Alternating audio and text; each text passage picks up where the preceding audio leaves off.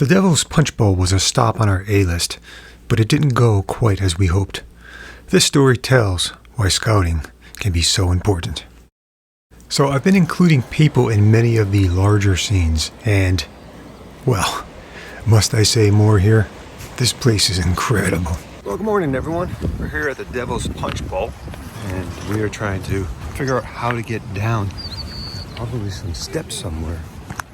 We asked a few helpful locals, and while this is the lookout, there's no way down from here. This puts a damper on this stop as the tide is already coming in, and we had planned to be down there by now before it gets too dangerous to be in the cave.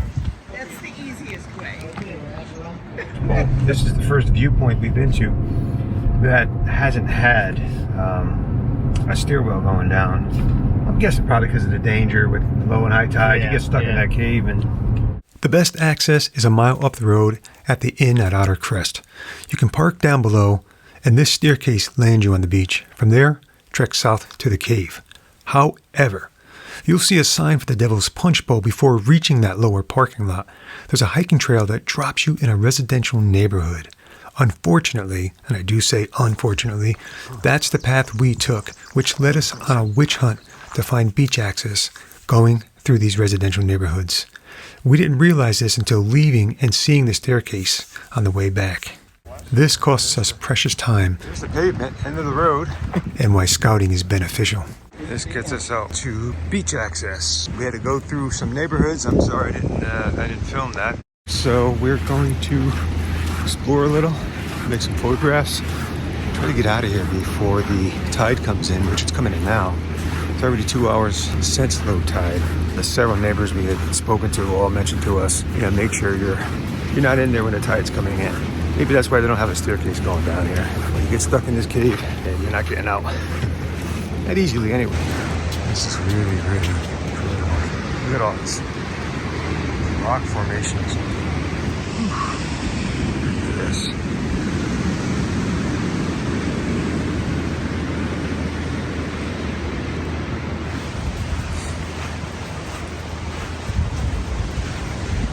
Wow.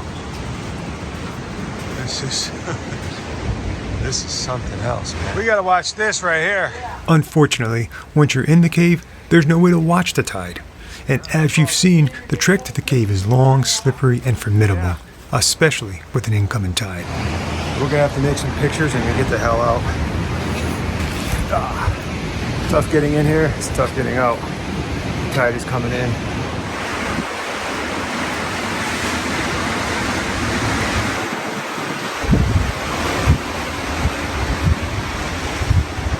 Okay, so we are back out of the cave. Both of us were getting a little anxious. That's when the wisdom kicked in.